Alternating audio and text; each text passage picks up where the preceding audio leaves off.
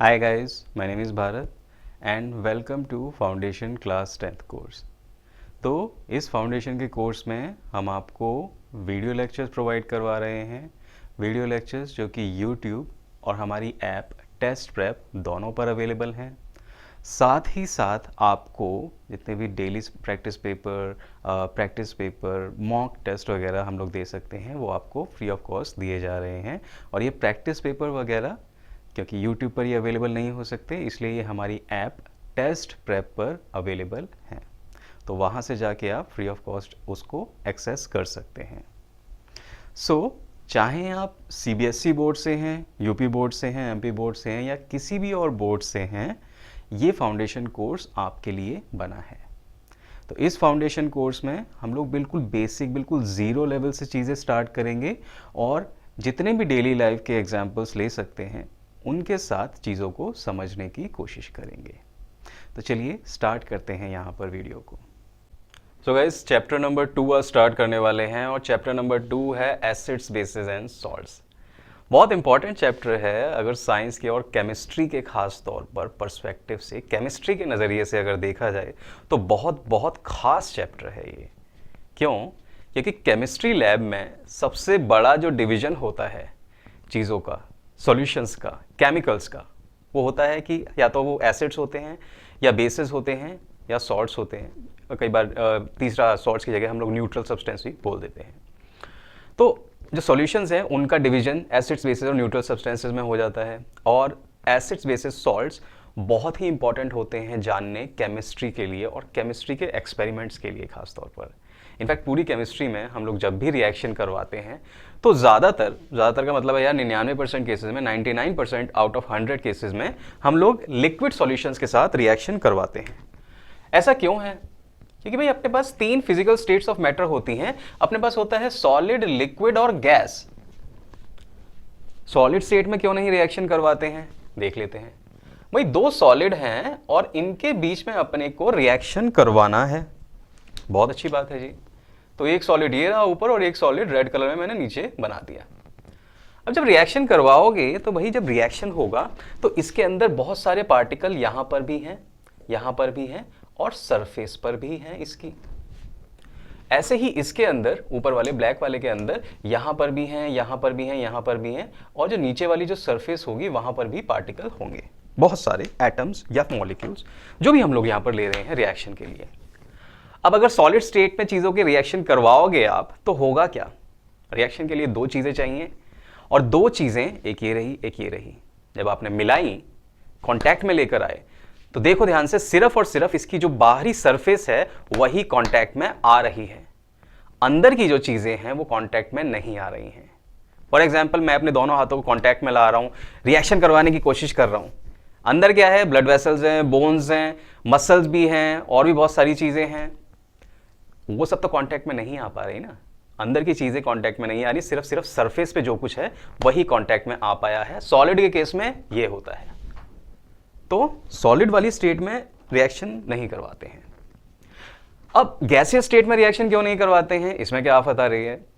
तो gaseous state में जब रिएक्शन करवाते हैं ना, तो भाई आप ऐसे खुले हुए कंटेनर में गैस को रखोगे तो गैस तो भाग ही जाएगी। तो 2 कंटेनर में आपको रखने पड़ेंगे रिएक्टेंट्स रिएक्शन करवाने के लिए। और जब आप ये करोगे ना तो सबसे पहले तो इनको बंद करना पड़ेगा, सील करना पड़ेगा यहाँ पर, ताकि गैस भाग ना जाए। और जब ऐसा करोगे तो दोनों को मिक्स करना एक चैलेंज हो जाएगा और गैस लीक भी बहुत जल्दी हो जाती हैं। आपने उनको सील कर दिया, मिक्स भी कर दिया चलो किसी तरीके से, और सील करके रिएक्शन करवाया तो फिर भी यार गैसेस यहाँ वहाँ लीक हो ही रही हैं। तो ये करना अपने आप में बहुत बड़ी लिमिटेशन हो जाती है, बहुत बड़ी रुकावट बन जाती है यहाँ पर। इसीलिए गैसियस फेज में रिएक्शन भी कम देखेंगे आप केमिस्ट्री लैब के अंदर। और ज़्यादातर जो रिएक्शन होंगे 99% केसेस में आप देखोगे लिक्विड स्टेट में 2 सॉल्यूशंस के बीच में रिएक्शंस करवाए जा रहे होते हैं। क्यों भाई, ऐसा क्यों है? क्योंकि जब सॉल्यूशंस के केस में रिएक्शन करवाते हैं, सॉल्यूशंस की फॉर्म में रिएक्शन करवाते हैं ना, तो पार्टिकल्स जो होते हैं एक तो मैनेज करने में, ठीक है, मैनेज करने का मतलब संभालने में आसान हो जाते हैं, और दूसरा पार्टिकल यहाँ वहाँ मूव कर रहे हैं पर उतना तेजी से नहीं कर रहे हैं यार जितना कि गैस के पार्टिकल मूव कर रहे थे। तो यहाँ पर रिएक्शन वायलेंट भी हो जाता है। अगर दो गैसेस को मिक्स करो तो बहुत ज़्यादा वायलेंट भी रिएक्शन हो सकता है। यहाँ पर वो नहीं होता है, ठीक है। तो रिएक्शन कम वायलेंट होता है, हैंडल करने में चीज़ें अच्छी रहती हैं और सारे पार्टिकल आपस में मिल जाते हैं, जैसे कि यहाँ पर था वो केस नहीं होता है। तो सॉलिड और गैसेस को छोड़कर लिक्विड फॉर्म में ज़्यादातर, सॉल्यूशंस की फॉर्म में ज़्यादातर केमिस्ट्री के अंदर आपको रिएक्शंस देखने को मिल रहे हैं या मिलते हैं। इसीलिए सॉल्यूशंस का डिवीजन एसिड्स, बेसिस, न्यूट्रल में वो बहुत ज़रूरी हो जाता है अपने लिए जानना। तो इसी के साथ थोड़ा इंट्रोडक्शन हो गया यहाँ पर। अब स्टार्ट कर लेते हैं एसिड्स, बेसिस, सॉल्ट से। बहुत सारी चीज़ें अपन ने एसिड्स, बेसिस और सॉल्ट्स के बारे में देखी हुई हैं। यहाँ पर मैं लिख रहा हूँ acids, basis and neutral substances. थोड़ा नीचे लिख देते हैं यहाँ पर न्यूट्रल। तो सॉल्यूशंस को हम लोग इन 3 कैटेगरी में डिवाइड करते हैं ज़्यादातर। अब मैंने जैसे बताया कि यार बहुत सारी चीज़ें आपने इसके बारे में सीख रखी हैं, क्लास 6 से पढ़ते हुए आ रहे हो, रिपीट करते हुए आ रहे हो। एसिड्स क्या होते हैं, कैसे होते हैं, बेस क्या होते हैं, कैसे होते हैं, सॉल्ट्स न्यूट्रल सब्सटेंसेस क्या होते हैं, क्या टेस्ट होता है, ये सब यहाँ पर अब देखेंगे। एसिड्स के बारे में सुना है सबने कि भाई एसिड्स होते हैं सावर, खट्टे। जैसे कि एग्जाम्पल के तौर पर देख लेते हैं यहाँ पर लेमन जूस जो होता है, लेमन जूस खट्टा होता है। ऑरेंज का जूस जो होता है थोड़ा थोड़ा सावर होता है। विनेगर जो होता है भाई, सिरका, जो मजे से चाउमीन में डाल के, नूडल्स में डाल के खाते हैं, वाह वाह, वो भी खट्टा होता है। ये सब एसिड होते हैं, हमने सीखा हुआ है ये तो, कि एसिड सावर होते हैं। और सावर अगर एसिड होते हैं टेस्ट करने में, तो बिटर होते हैं भाई बेस, कड़वे होते हैं बेसिस। इसका एग्जाम्पल बहुत अच्छा था, सोप जो होता है अपना, साबुन जो होता है वो एक बेस होता है। हमारा जो टूथपेस्ट होता है वो भी एक टाइप का बेस होता है। और साथ साथ अगर किचन में जाओ, किचन में खाने वाला सोडा, ठीक है, जैसे कि कई बार sodium hydrogen carbonate, chemical name तो उसका ये होता है। तो सोडा, खाने वाला सोडा जो होता है, मैं इसका वो लिख देता हूँ NaHCO3, ये होता है सोडियम बाइकार्बोनेट भी बोलते हैं, सोडियम हाइड्रोजन कार्बोनेट भी बोलते हैं इसको। ये भी अगर आप टेस्ट करोगे तो कड़वा लगता है। जाना सबके किचन में मिलेगा ही मिलेगा ये, तो जाना मम्मी से बोलना थोड़ा सा खाने वाला सोडा दो और उसे टेस्ट करके देखना कि वो कड़वा लगता है या नहीं लगता है। कड़वा लगेगा। न्यूट्रल सब्सटेंसेस का कोई टेस्ट होता ही नहीं है, ना वो खट्टे ना वो कड़वे, पर वो न्यूट्रल सब्सटेंसेस टेस्टलेस होंगे हमेशा, ज्यादातर, हमेशा तो नहीं ज्यादातर वो टेस्टलेस होंगे। अच्छा, तो acids sour to taste, bases bitter होते हैं टेस्ट में, और न्यूट्रल टेस्टलेस होते हैं। अब क्या ये क्लासिफिकेशन ये सही है बिल्कुल कि यार हर एसिड सावर ही होगा, हर बेस कड़वा ही होगा, बिटर ही होगा? क्या ये सही है बिल्कुल? The answer is no. काफ़ी सारी ऐसी चीज़ें हैं जो आपको कई बार कंफ्यूजिंग टेस्ट दे देती हैं। जैसे अगर कॉफ़ी देखो, तो कॉफ़ी जो नॉर्मली पीते हैं हम लोग, दूध डालकर पीते हैं कॉफ़ी, और जब कॉफ़ी के अंदर दूध डालकर पीते हैं तो हमें लगता है कॉफ़ी का जो टेस्ट है ना वो थोड़ा कड़वा है। या फिर अगर सूखी कॉफ़ी लेकर उसे जीभ पर रखो, ज़ुबान पर रखो, तो टेस्ट जो होगा थोड़ा कड़वा लगेगा। लेकिन अगर उसी कॉफ़ी का सॉल्यूशन बनाओगे ना आप, तो हल्का सा खट्टापन उसके अंदर आपको दिखेगा, क्योंकि कॉफ़ी में भी होते हैं एसिड्स। तो कड़वे टेस्ट की चीज़ भी एसिडिक हो सकती है। और दूसरा ऑपोजिट भी ट्रू है, कई बार बिटर सब्सटेंसेस जो होते हैं वो भी बिटर नहीं लगते हैं। सो ये जो डिवीजन है ये मोटा मोटा तौर पर डिवीजन है, बहुत ही ब्रॉड डिवीजन है। ये हमने बच्चों को सिखाने के लिए क्लास 6 में बता दिया कि भाई एसिड जो होते हैं वो खट्टे होंगे, बेस जो होते हैं वो कड़वे होंगे, और न्यूट्रल का कोई टेस्ट नहीं होगा। ओके, आगे जाकर आप इनके एक्सेप्शंस बढ़ते जाओगे आने वाली क्लासेस में। तो ये तो हो गया भाई जब टेस्ट करते हैं तब क्या दिखता है अपने को। अब टेस्ट करने के बाद टच करने में क्या होता है कि जब एसिड्स को टच करते हैं तो वो सोपी फील नहीं होते हैं, ठीक है, ये होते हैं नॉर्मल फील। और ऐसे ही जो न्यूट्रल सॉल्यूशंस हैं वो भी नॉर्मल फील होते हैं, लेकिन जब बेसिस को आप टच करोगे तो ये सोपी फील होते हैं। सोपी का मतलब भाई साबुन की तरह। तो सोपी फील होते हैं, साबुन की तरह फील होते हैं का क्या मतलब है, घर जाकर आप थोड़ा सा क्या कहते हैं, साबुन को अपने हाथ पे लगाना और रगड़ना थोड़ा पानी डाल के, आपको बहुत ही चिकना लगेगा, मज़ा आएगा हाथ धोने में। कोरोना को भी इसी हाथ धो धो के हमने धो डाला। सो बेसेस जो होते हैं वो सोपी होते हैं, अगर उनको टच करो ना तो वो स्लिपरी होते हैं। एसिड्स के साथ में ऐसा कुछ नहीं होता है, बेस और न्यूट्रल सब्सटेंसेस के साथ में भी ये सब नहीं होता है। अब ये तो रही भाई बच्चों वाली बात जो अपने को क्लास 6 से बताई जा रही है कि एसिड ये होते हैं, बेस ये होते हैं, न्यूट्रल सब्सटेंस ये होते हैं। पर जो ध्यान में रखने वाली चीज़ है भाई कि ये टेस्ट करना और टच करना अब आप भूल जाओ। क्यों? क्योंकि अब आप आ चुके हो क्लास 10th में और ये फाउंडेशन कोर्स चल रहा है, तो इतना तो दिमाग आपके अंदर हम डाल देंगे कि ऐसा करना क्यों हार्मफुल हो सकता है। भाई एसिड्स या बेसिस जो होते हैं अगर वो कॉन्सेंट्रेटेड हैं, कॉन्सेंट्रेटेड का मतलब ज़्यादा अमाउंट में एसिड, बहुत ही कम पानी, तो नॉर्मल जो एसिड्स हम लोग लेबोरेटरी में यूज़ करते हैं, नॉर्मल एसिड्स का मतलब जैसे हो गया अपना हाइड्रोजन क्लोराइड और HNO3 नाइट्रिक एसिड और H2SO4, ये एसिड जो होते हैं ये बहुत ही स्ट्रॉन्ग ऑक्सीडाइजिंग एजेंट हैं। ऐसे ही बेसिस जो होते हैं जैसे कि हो गया अपना NaOH, KOH, ये भी बहुत ही स्ट्रॉन्ग होते हैं। इनफैक्ट NaOH के तो पैलेट्स आते हैं, पैलेट्स का मतलब ऐसे इतने बड़े बड़े के करीब दाने आते हैं, उनको पानी में घोलना पड़ता है, और जब उनको पानी में घोलोगे ना तो सॉल्यूशन बनेगा बहुत ही सोपी बनता है और बहुत हीट भी निकलती है उसमें।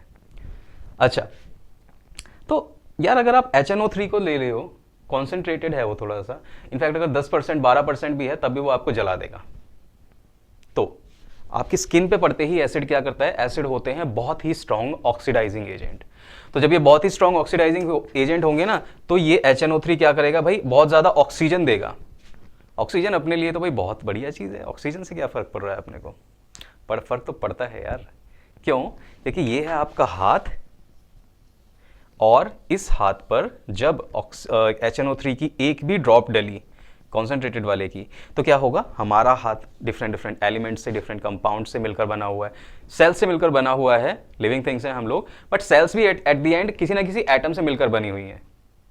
तो उन एटम्स के साथ यहाँ से जो ऑक्सीजन निकलती है H2SO4 से, HNO3 से, ये बहुत जल्दी रिएक्शन करती है और उनके ऑक्साइड्स वगैरह बना देती है, और जो एलिमेंट पहले एलिमेंटल स्टेट में या किसी कंपाउंड की स्टेट में होना चाहिए था, अब वो बिल्कुल ही अलग स्टेट में मिल जाएगा या बन जाएगा।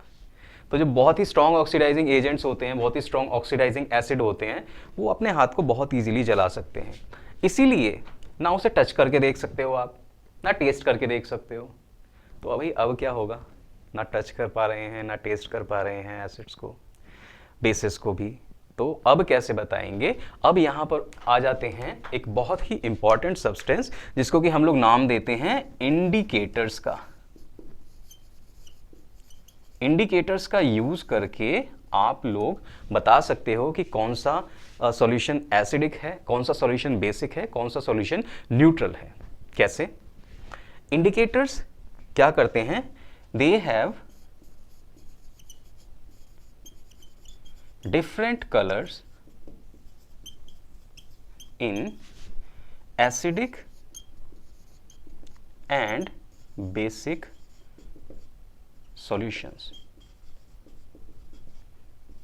and they indicates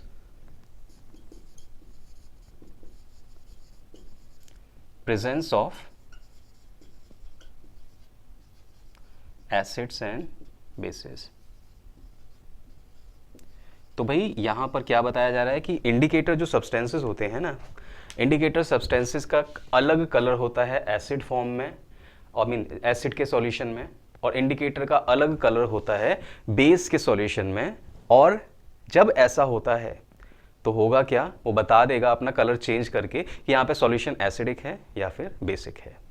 अब एक एग्जांपल तो यार आपने सबने याद भी होगा शायद आपको, और देखा भी होगा, वो है भाई लिटमस का,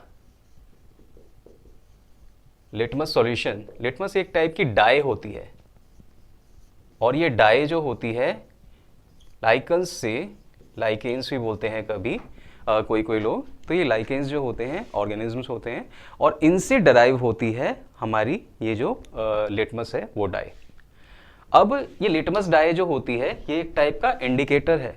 इंडिकेटर क्या होते हैं? वो सब्सटेंसेस जिनका कि एसिड में अलग कलर होगा और बेस सॉल्यूशन में अलग कलर होगा, और इसीलिए वो इंडिकेट कर देते हैं, बता देते हैं कि यहां पर है एसिड और यहां पर है बेस।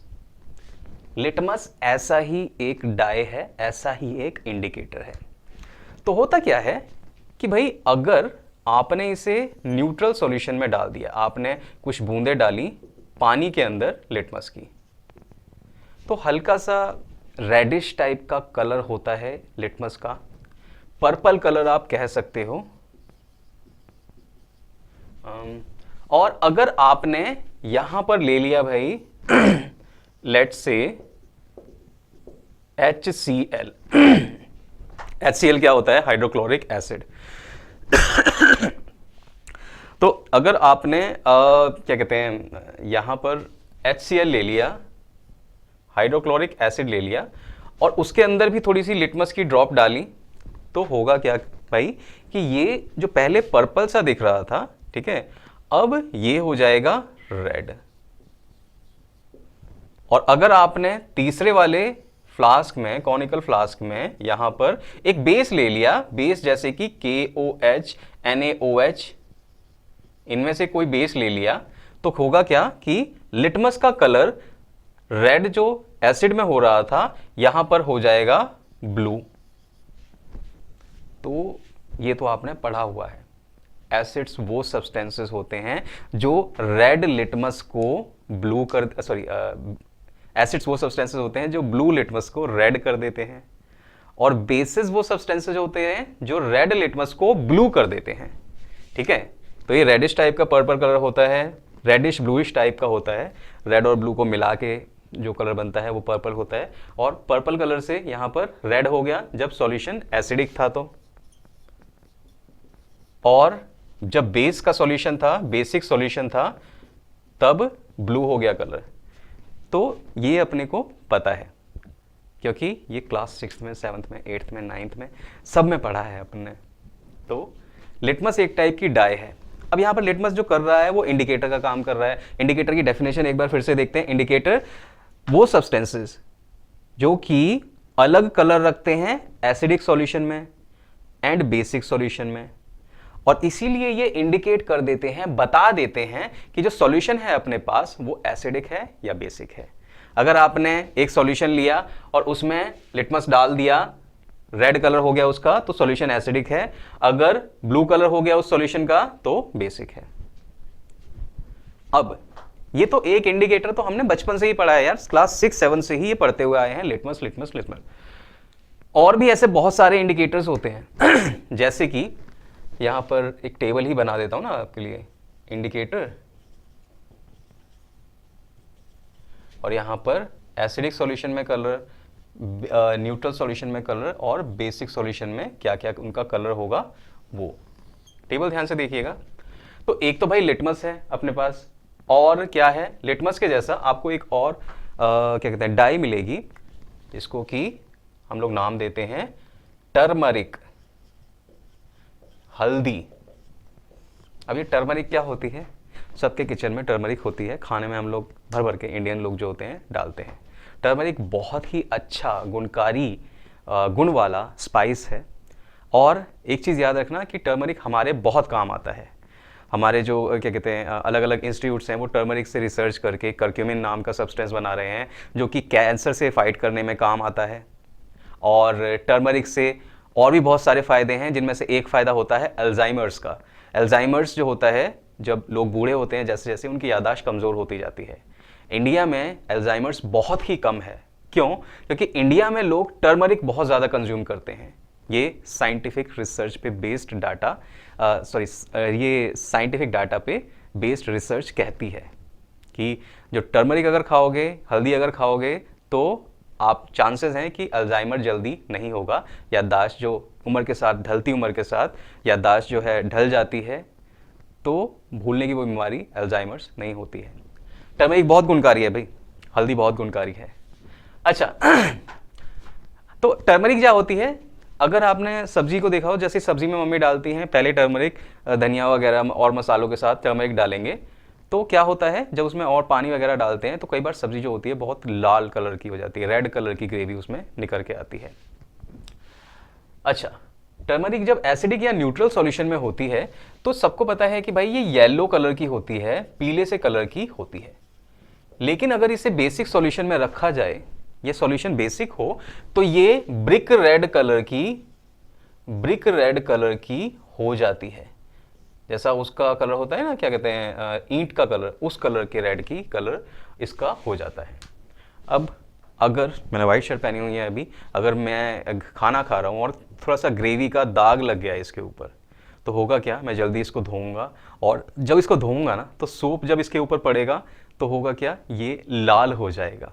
जो पहले येलो कलर का दाग यहाँ पर लगा होगा वो रेड कलर का हो जाएगा। क्यों? क्योंकि सोप होता है बेसिक, बेसिक सोप होता है बेस, और बेस के अंदर जो टर्मरिक है उसका कलर ब्रिक रेड होता है। ये है, ये भी एक टाइप का इंडिकेटर है। इंडिकेट क्या करता है भाई, कि कहां पर बेस है और कहां पर सॉल्यूशन न्यूट्रल या एसिडिक है। न्यूट्रल और एसिडिक के बीच में डिस्टिंग्विश नहीं कर सकते, इससे उसके बीच में फर्क नहीं निकाल सकते, क्योंकि दोनों के अंदर इसका कलर येलो टाइप का ही होता है, बहुत ज्यादा चेंज देखने को नहीं मिलता है। अच्छा, अब ये याद रखना कि ये जो लिटमस है ना, ये यार नेचुरल डाई है, नेचुरल इंडिकेटर है। ऐसे ही जो टर्मरिक है वो भी नेचुरल इंडिकेटर है। और नेचुरल इंडिकेटर्स हो सकते हैं क्या? बिल्कुल हो सकते हैं। जैसे कि यार आपने कैबेज तो सबने खाई होगी ना, बंद गोभी, पत्ता गोभी बोलते हैं उसको। तो जो पर्पल कैबेज होती है,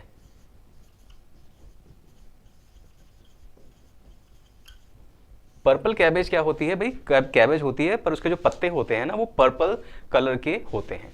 तो पर्पल कैबेज को आप क्या करो, बहुत सारा पानी डालो एक मिक्सर में या एक ग्राइंडर में, बहुत सारा पानी डालो और पत्ता गोभी के कुछ पत्ते डाल दो उसके अंदर और ग्राइंड कर दो उसको। तो क्या होगा, आपको एक जूस मिलेगा जो कि जूस होगा पर्पल कलर का। अब ये पर्पल कलर का, पर्पल कैबेज का जो जूस निकला हुआ है, अगर इसी जूस को इन्हीं 3 फ्लास्क में आप डालकर देखोगे तब होगा क्या, एसिडिक वाले फ्लास्क में अगर आप पर्पल कैबेज डालते हो तो उसका जो कलर होता है I think reddish pink type का हो जाता है, रेडिश पिंक टाइप का हो जाता है। थोड़ा सा रेड ही बोल, कभी कभार बुक्स में लिखा होगा रेड या कभी कभार बुक्स में लिखा होगा पिंक, तो मैं यहाँ पे रेडिश पिंक इस टाइप का कलर इसका हो जाता है। मतलब पर्पल कलर से बिल्कुल अलग आपको वहां पर वो दिख जाएगा। अच्छा, अगर इसी पर्पल कैबेज के आपने सॉल्यूशन को डाल दिया थोड़ी सी ड्रॉप्स बेसिक वाले उसके अंदर, तब क्या होगा, तब यहां पर जो सॉल्यूशन है उसका कलर थोड़ा सा ग्रीन हो जाएगा। क्योंकि ग्रीन इसका कलर हो जाता है जब बेसिक सॉल्यूशन के प्रेजेंस में ये पर्पल कैबेज का जो जूस है, ये इंडिकेटर जो है वो रखा जाता है तब। अच्छा, ऐसे ही और भी काफी सारे क्या कहते हैं, अलग अलग इंडिकेटर्स आपको दिए होते हैं। अब आप एक काम करेंगे, अब जब इस लेक्चर को खत्म करने के बाद जब घर पे जाएंगे ना, थोड़ा सा बीट रूट लेना, ये एक्टिविटी है आपके उसमें एनसीईआरटी में।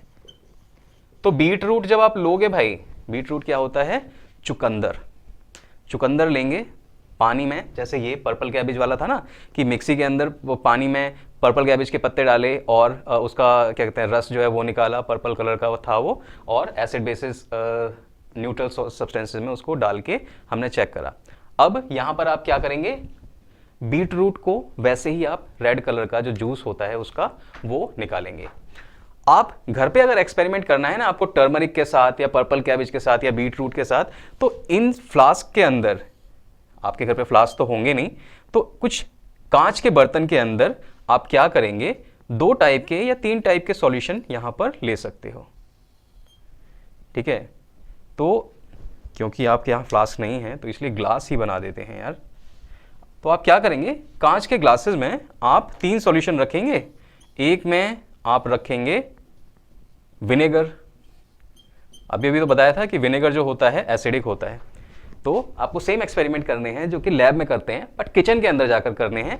तो विनेगर जो है एक उसमें लेंगे ग्लास के अंदर, दूसरे ग्लास के अंदर हम लोगों ने क्या लिया, हम लोगों ने लिया वाटर H2O, न्यूट्रल होता है ये, और तीसरे ग्लास के अंदर हमने पानी के अंदर थोड़ा सा साबुन घोला। साबुन ले सकते हैं आप, या फिर जो वॉशिंग पाउडर होता है वो भी ले सकते हैं। सो वो घोला आपने, तो यहां पर solution of washing powder.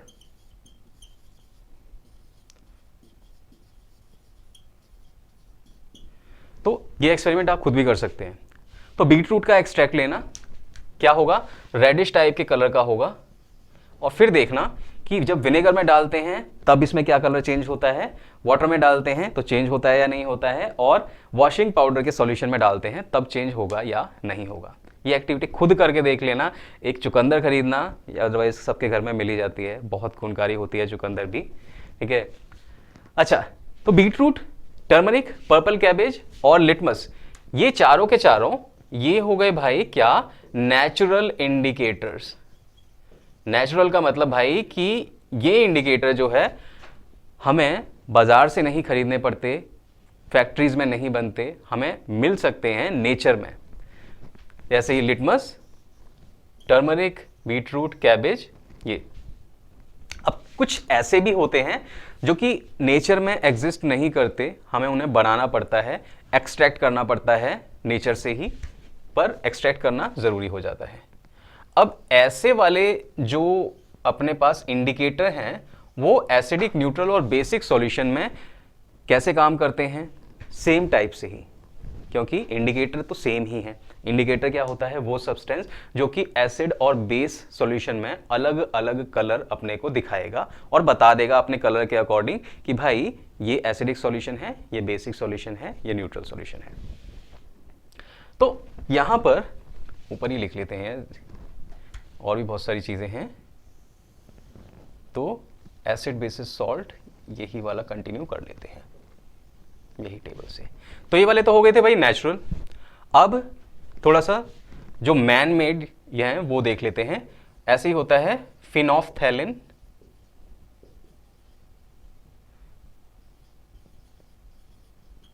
Phenolphthalein क्या होता है भाई, फिनोफ्थैलिन एक कलर्ड डाई होती है। जैसे इसमें थी ना कलर्ड डाई थी ये भी सारी, वैसे ही फिनोफ्थैलिन भी एक टाइप की कलर्ड डाई होती है।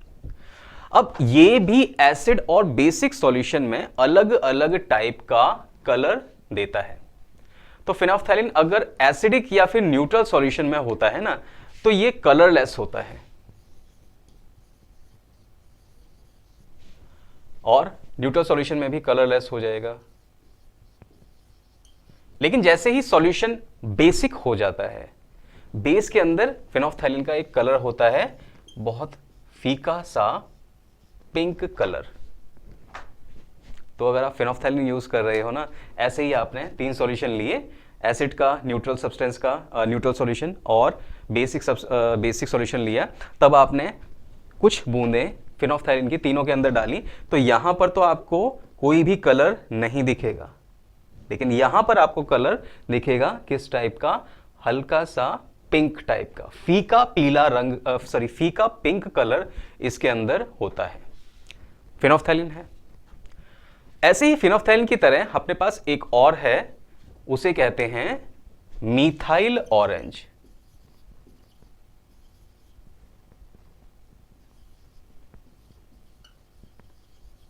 अब मीथाइल ऑरेंज भी फिनोफ्थैलिन की ही तरह एसिडिक बेसिक सॉल्यूशन में अलग अलग कलर दिखाएगा।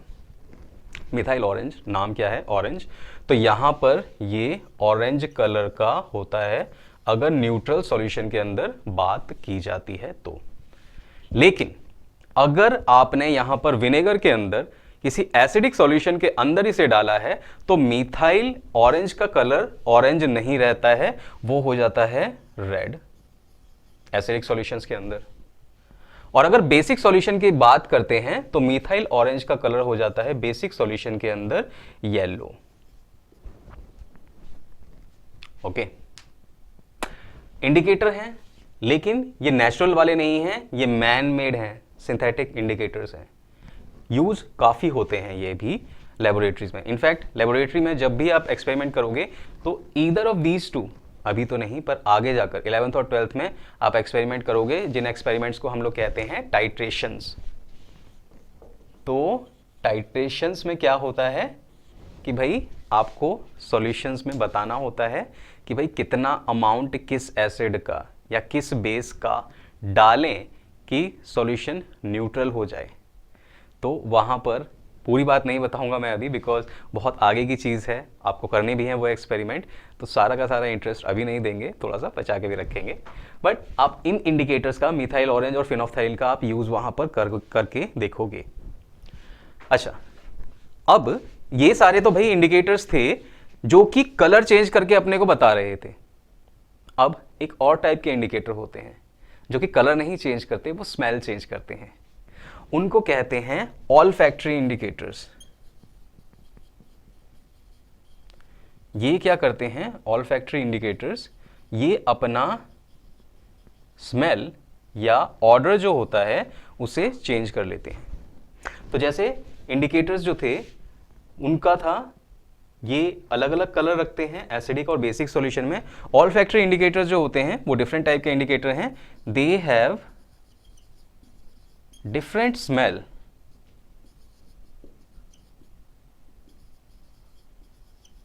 In acidic and basic solutions.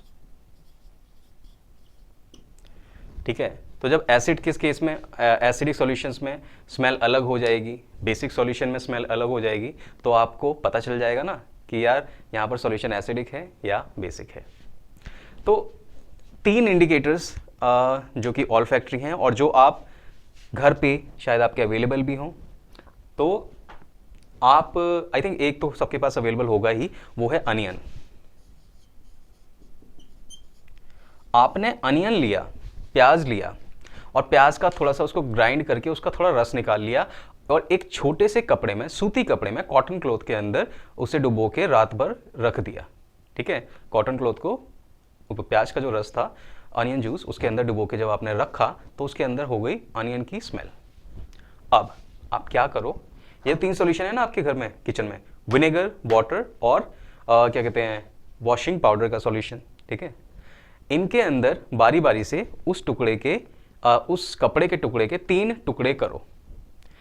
पहले डालो एसिडिक सॉल्यूशन में पहला टुकड़ा, फिर डालो न्यूट्रल सॉल्यूशन में दूसरा टुकड़ा और फिर डालो बेसिक सॉल्यूशन में तीसरा टुकड़ा। तो आप देखोगे प्याज की जो स्मेल होती है बहुत ही स्ट्रॉन्ग स्मेल होती है, क्योंकि प्याज के अंदर बहुत अलग अलग टाइप के एसिड्स अवेलेबल होते हैं और यही एसिड हमारी आंखों में क्या करते हैं, आंसू ले आते हैं जब हम प्याज को काटते हैं, अनियन को कट करते हैं। तो अनियन जब इसमें डाला आपने विनेगर के अंदर, तो आप देखोगे कि यार ये अनियन जो था इसकी स्मेल थी कपड़े में, पानी के अंदर डाला तब भी स्मेल थी, लेकिन जब आपने वॉशिंग पाउडर के सॉल्यूशन में तीसरा टुकड़ा डाला उस कपड़े का, तो वो जो स्मेल थी ना, ये अब वो स्मेल चली गई, यहां पे ऑर्डरलेस हो गया वो कपड़ा। ऑर्डरलेस का मतलब जो स्मेल थी ना वो चली गई। क्यों? क्योंकि अनियन के अंदर एसिड होते हैं और न्यूट्रल सॉल्यूशन में और एसिडिक सॉल्यूशन में वो एसिड कहीं नहीं जाते, उसके अंदर, कपड़े के अंदर ही रहते हैं। लेकिन जैसे ही आपने उसे बेसिक सॉल्यूशन में डाला वो न्यूट्रलाइज हो जाते हैं, ऑर्डर जो होता है खत्म हो जाता है। सो अनियन एक ऐसा इंडिकेटर है जो कि ऑल्फैक्टरी है। अगर आप देख कर नहीं बता सकते इंडिकेटर्स को, मान लीजिए कोई कलर ब्लाइंड है, जैसे उसको क्या कहते हैं, काफ़ी सारे लोग होते हैं ना जिनको कि कलर्स में पता ही नहीं चलता, डिस्टिंग्विश ही नहीं कर पाते कि रेड कलर कौन सा है, ऑरेंज कलर कौन सा है, या फिर रेड कलर कौन सा है, पिंक कलर कौन सा है। तो उन लोगों के लिए ये काफ़ी हद तक फ़ायदेमंद है कि भाई सूंघ के पता लगा लो, क्योंकि अगर आप देख नहीं पता लगा सकते हो, सूंघ के पता लगा सकते हो, राइट। तो अनियन जो है, अनियन एक ऑल्फैक्टरी इंडिकेटर हो गया।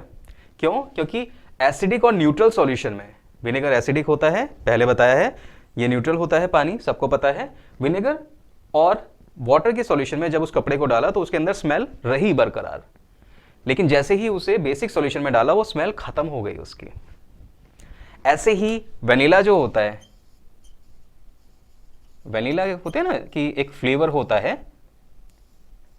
सबने देखा होगा वनीला आइसक्रीम बेचते हैं लोग, बड़ी बढ़िया लगती है खाने के अंदर। वो एक्चुअली में वनीला की बीन्स होती हैं, उसके अंदर से जूस या उनका एक्सट्रैक्ट निकाला जाता है और उन आइसक्रीम्स में डाला जाता है। तो वनीला बीन्स के अंदर भी सेम एक्सपेरिमेंट करो। वनीला बीन्स के अंदर से थोड़े बीज निकाले, उनको क्रश किया पानी के अंदर, फिर एक कपड़े का टुकड़ा सूती का, कॉटन का आपने उसके अंदर डाला और फिर उसके 3 टुकड़े करे और फिर ऐसे 3 सॉल्यूशंस के अंदर उन टुकड़ों को बारी बारी से जब डालते हैं तो यहाँ पर भी सेम ही चीज़ होती है कि वनीला की स्मेल जो होती है एसिडिक और न्यूट्रल सॉल्यूशन में रहेगी कपड़े के अंदर, पर बेसिक सॉल्यूशन में वो थोड़ी देर के बाद स्मेल खत्म हो जाती है, कपड़ा ऑर्डरलेस हो जाता है। तो अनियन, वनीला और भी ऐसे काफ़ी सारे ऑल्फैक्टरी इंडिकेटर्स हैं, जैसे कि जो स्पाइसेस होते हैं ना, ज़्यादातर स्पाइसेस के अंदर जो ऑयल्स होते हैं वो एसिडिक होते हैं। जैसे कि एक एग्जांपल आपकी एनसीईआरटी में शायद दिया भी हुआ होगा, क्लोव का, क्लोव ऑयल, जो लौंग का तेल है। घर पे मम्मी बनाती है ना वेज बिरयानी, ठीक है, तो वो जो बिरयानी बनती है उसके अंदर क्लोव, ठीक है, क्लोव, क्यूमिन, ये सब मसाले वसाले डालते हैं। तो क्लोव जो होती है, लौंग जो होती है, उसका जो टेस्ट है वो बहुत ही तीखा होता है, उसका जो स्मेल है वो बहुत ही तीखा होता है। आपको क्या करना है, क्लोव लेनी है घर पे, सेम एक्सपेरिमेंट, क्रश करा पानी के साथ, ठीक है, कपड़ा उसके अंदर डुबो के रखा रात भर या फिर थोड़े 2-3 घंटे के लिए, उसके अंदर स्मेल हो गई, उस कपड़े के 3 टुकड़े करे, विनेगर में डाला, वाटर में डाला और वॉशिंग पाउडर में डाला और फिर स्मेल चेक करी उसकी, तो पता चला भाई कि यहाँ पर स्मेल रहेगी, उसकी भी यहाँ पर भी स्मेल रहेगी, लेकिन वॉशिंग पाउडर के अंदर वो स्मेल खत्म हो जाती है उस कपड़े की थोड़ी देर बाद। सो ये इंडिकेटर जो होते हैं ऑल्फैक्टरी इंडिकेटर्स कहलाते हैं, और इनमें क्या होता है, they have different smell in acidic and basic solution. और जब एसिड और बेसिक सॉल्यूशन में उनकी स्मेल अलग अलग होगी तो वो बता देंगे भाई, हम उन्हें स्मेल करके देख लेंगे कि क्या यहाँ पर सॉल्यूशन एसिडिक है या बेसिक है या न्यूट्रल है, राइट। तो ये थे इंडिकेटर। बोर्ड रब करते हैं अब। सो भाई अभी तक हम लोगों ने बात कर ली कि यार एसिड्स और बेसिस क्या प्रॉपर्टीज होती हैं, बेसिक प्रॉपर्टी उनकी, कैसे हम लोग इंडिकेटर का यूज करके या तो स्मेल के जरिए या कलर चेंज की वजह से बता सकते हैं कि एसिड कहाँ पर है, बेस कहाँ पर है, न्यूट्रल सब्सटेंस कहाँ पर है। पर अब बात आती है कि यार ये एसिड्स और बेस के अंदर एक्चुअली में क्या होता है। देखो एनसीईआरटी के हिसाब से चलेंगे तो ये वाला पार्ट काफ़ी आगे जाकर आता है, पर हम लोग यहीं पर इंट्रोडक्शन में एक बार करा रहे हैं, एक बार वहाँ पर आगे भी कराएंगे इस चैप्टर में जो लेक्चर होगा पीएच वाला, तो तब हम लोग बात करेंगे कि एसिड्स और बेस में एक्चुअली में अंदर क्या होता है, दोबारा उसके बारे में बात करेंगे। पर यहाँ पर जो इंट्रोडक्शन है वो आपको देना ज़रूरी हो जाता है, क्योंकि पूरे चैप्टर में आप एसिड बेसिस के बारे में पढ़ोगे, अभी से अगर थोड़ा बहुत जान लोगे तो आगे जाकर चीज़ें आसान होती जाएंगी। वैसे भी ये सिर्फ बोर्ड के लिए नहीं है, ये फाउंडेशन कोर्स है, तो बोर्ड के लिए मत पढ़ो, फाउंडेशन कोर्स में अपनी नॉलेज बढ़ाने के लिए, अंडरस्टैंडिंग बढ़ाने के लिए कॉन्सेप्ट्स की, इसलिए पढ़ो। तो यहाँ पर बात करते हैं कि भाई एसिड्स और बेस एक्चुअल में होते क्या है या फिर उसके अंदर क्या होता है जो उन्हें एसिडिक या बेसिक बनाता है। तो एसिड और बेस के बारे में हम लोगों ने बात की। अब एक चीज़ देखते हैं भाई कि जो वाटर होता है अपने पास, H2O होता है वाटर, सबको पता है। वाटर जब डिसोसिएट होता है, जब ये ब्रेक कराया जाता है, तो ये H2O अगर इलेक्ट्रोलाइसिस इसका करवा देते हैं ना, तो बन जाता है H+ और OH-। इसको कहते हैं भाई हाइड्रोजन आयन, और इस वाले का नाम होता है हाइड्रोक्सिल आयन। हाइड्रोजन आयन कई बार हम लोग प्रोटॉन भी बोल देते हैं। क्यों बोलते हैं भाई प्रोटॉन? क्योंकि हमने 9th क्लास में पढ़ा था कि कोई भी एटम जो होता है, मैटर का सबसे छोटा टुकड़ा एटम, और एटम के भी 3 टुकड़े होते हैं, उसके अंदर भी 3 अलग अलग टाइप के पार्टिकल्स होते हैं जिन्हें कहते हैं प्रोटॉन, न्यूट्रॉन, इलेक्ट्रॉन। उन्हें कहते हैं सब एटॉमिक पार्टिकल, मतलब एटम से भी छोटे पार्टिकल, ठीक है। अब आगे बड़ी क्लासेस में आप लोग पढ़ेंगे कि क्वार्क्स भी होते हैं, लेप्टॉन्स भी होते हैं, हेड्रॉन्स भी होते हैं, ठीक है। तो वो बहुत आगे की बात है, उतना डीप में नहीं जाते हैं, पर प्रोटॉन, न्यूट्रॉन, इलेक्ट्रॉन तो हमने पढ़ लिया है और समझ भी लिया है। तो यहाँ पर जो एटम के अंदर है प्रोटॉन, न्यूट्रॉन, इलेक्ट्रॉन, H+ जब आयन बनता है तो हाइड्रोजन आपको पता होगा कि भाई एक बहुत सिंपल सा एटम होता है, इसके अंदर होता है एक प्रोटॉन और बाहर इसके घूम रहा होता है एक इलेक्ट्रॉन। जब ये इलेक्ट्रॉन चला जाएगा तो इस पर आ जाता है पॉजिटिव चार्ज, और ये इलेक्ट्रॉन कहां पर गया है, इस हाइड्रोक्सिल आयन के पास। वाटर के अंदर जब तक ये था हाइड्रोजन सब सही था, जैसे ही ये ब्रेक हुआ तो OH ने, हाइड्रोक्सिल आयन ने एक इलेक्ट्रॉन छीन लिया इसका। यार बेचारे के पास एक ही इलेक्ट्रॉन था, वो भी चला गया। न्यूट्रॉन तो इसके पास था ही नहीं, तो बचा क्या, इसके न्यूक्लियस के अंदर सिर्फ एक प्रोटॉन बचा है, इसीलिए इसको दे देते हैं नाम कई बार सिर्फ प्रोटॉन का। अच्छा, तो हाइड्रोजन आयन या प्रोटॉन तब बनता है जब वाटर को डिसोसिएट करवाओगे, वाटर को जब ब्रेक कराया जाता है ना, तब बनता है। अब एक और चीज याद रखना कि अगर ये H+ और OH मिल जाएं दोनों या सेम क्वांटिटी में हों तो H2O दोबारा बन जाएगा। पर वाटर के अंदर जब एसिड और बेसिस को डिसॉल्व किया जाता है तो वो इस बैलेंस को, यानी कि अगर H+ और OH, दो H+ हैं, दो OH- हैं, कंबाइंड हो जाएंगे और H2O बना लेंगे। लेकिन अगर 3 H+ हो जाएं, दो OH- हो जाएं, तो एक तो फिर भी बचेगा ही बचेगा, राइट।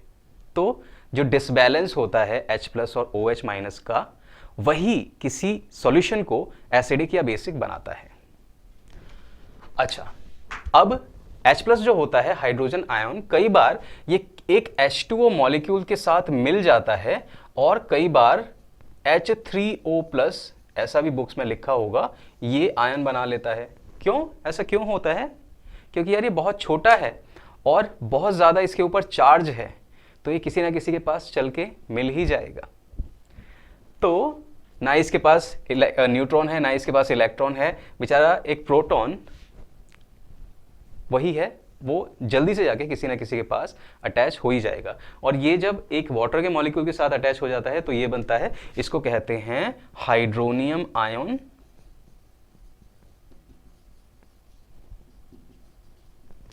तो कई सारी बुक्स में आपको हाइड्रोजन आयन की जगह हाइड्रोनियम आयन भी लिखा हुआ मिलेगा एसिड्स के केस में। तो ऐसा लिखा होगा कि एसिड्स, चलो अभी यहाँ पे बता ही देते हैं।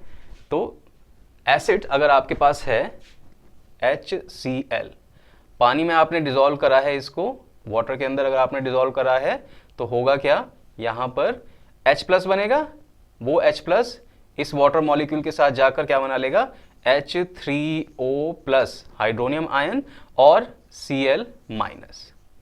ये अच्छा, तो ऐसा हो जाता है। अब एसिड और बेस की डेफिनेशन पर आ जाते हैं कि एसिड और बेस की अगर डिफाइन करना हो तो कैसे करेंगे। तो भाई एसिड्स और बेसिस को जब डिफाइन करना होता है तो हम लोग लिखते हैं एसिड्स आर दोज सब्सटेंसेस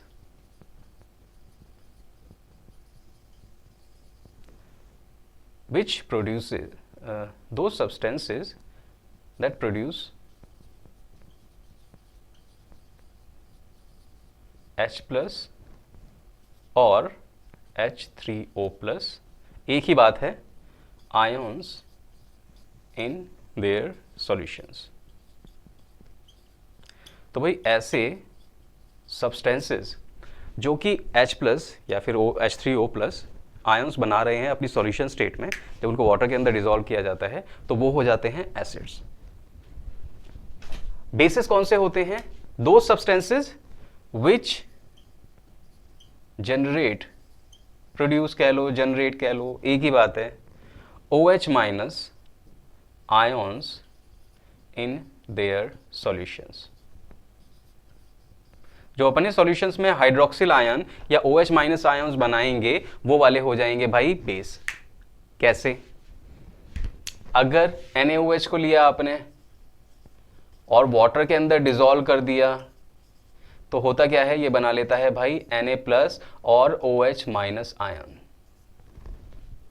जब तक H+ OH- आयंस बराबर है वाटर के अंदर, कुछ नहीं है, न्यूट्रल है, ना H+ ज़्यादा है ना OH ज़्यादा है, एसिडिक भी नहीं है बेसिक भी नहीं है, तो न्यूट्रल होगा।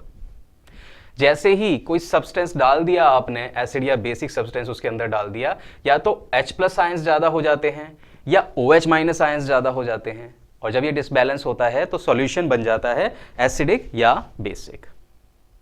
अब एग्जाम्पल्स यहाँ पर देख लेते हैं। आपने NaOH को घोला तो Na प्लस OH माइनस बना, ये बेसिक हो गया। आपने KOH को डिजोल्व करा पानी के अंदर तो K प्लस बना, OH माइनस बन गया, बेस हो गया। आपने क्या बोलते हैं MgOH2 को डिजोल्व करा वाटर के अंदर तो Mg2 प्लस बन गया और 2OH माइनस बन गया। हाइड्रोक्सिल आयन बने जा रहे हैं हर केस में, और जब हाइड्रोक्सिल आयन बन रहे हैं तो वो सब्सटेंस बेस है। KOH पोटेशियम हाइड्रोक्साइड एक बेस है, मैग्नीशियम हाइड्रोक्साइड एक बेस है, सोडियम हाइड्रोक्साइड NaOH एक बेस है। अब ऐसे ही एसिडिक वाले एग्जांपल्स देख लेते हैं।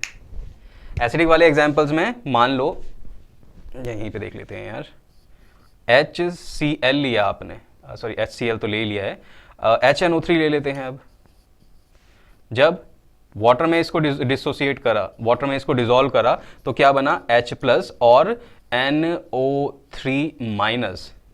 H प्लस ज़्यादा हो गए वाटर के पास उस सॉल्यूशन के अंदर, जब सॉल्यूशन के अंदर H प्लस ज़्यादा हो गए तो क्या होगा, सॉल्यूशन एसिडिक बन जाएगा।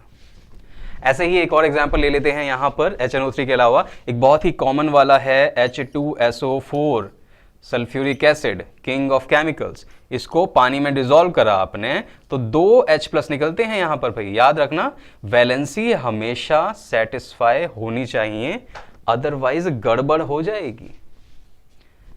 सो H2SO4 में 2 H प्लस आयंस बनते हैं। H प्लस आयंस बन रहे हैं, अगेन एसिडिक सॉल्यूशन बनाएगा। तो ऐसे सब्सटेंसेस जिनको कि जब पानी में डिसॉल्व किया जाता है तो वो H प्लस आयंस बना देते हैं, तो वो सब्सटेंसेस कहलाते हैं एसिड्स। या तो H प्लस आयंस बनाएंगे या फिर हाइड्रोनियम आयन H3O प्लस बनाएंगे। एक ही बात है, H प्लस बहुत छोटा एटम छोटा आयन है तो वो जाकर एक वाटर मॉलिक्यूल के साथ अटैच ज़रूर होगा। तो अगर बुक में H3O प्लस लिखा है या H प्लस लिखा है, कंफ्यूज होने की कोई ज़रूरत वहाँ पर नहीं है आपको।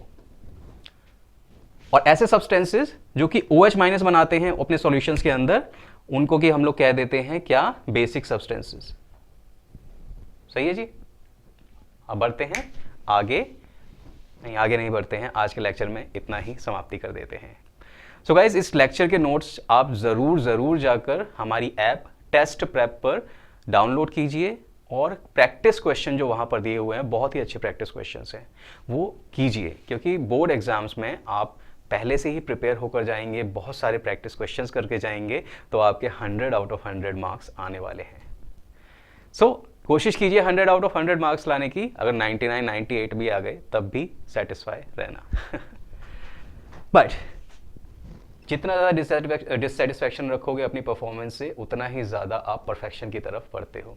सो पढ़ते रहिए, बढ़ते रहिए, और नोट्स वगैरह और प्रैक्टिस क्वेश्चन वगैरह डाउनलोड करके वो भी साथ साथ करते जाइए, तभी आप परफेक्टली प्रिपेयर हो पाएंगे बोर्ड एग्जाम्स के लिए। ठीक है। और बोर्ड एग्जाम्स चाहे CBSE के हों चाहे UP बोर्ड के हों, सबके लिए ये कोर्स हेल्पफुल है। सबके लिए ये कोर्स बनाया गया है फाउंडेशन का। बिल्कुल डीप में जाकर चीज़ों को बता रहे हैं, NCERT पूरी कवर करवा रहे हैं, कुछ भी चीज़ें नहीं छोड़ रहे हैं यहाँ पर इस कोर्स के अंदर। तो याद रखिए बेस्ट कोर्स है फाउंडेशन कोर्स आपके लिए, चाहे आप किसी भी बोर्ड के हों। ओके, सो बाय गाइस, टेक केयर, और नेक्स्ट लेक्चर में मिलते हैं एसिड्स बेसिस सॉल्ट्स के बारे में और बातें वहाँ पर करेंगे।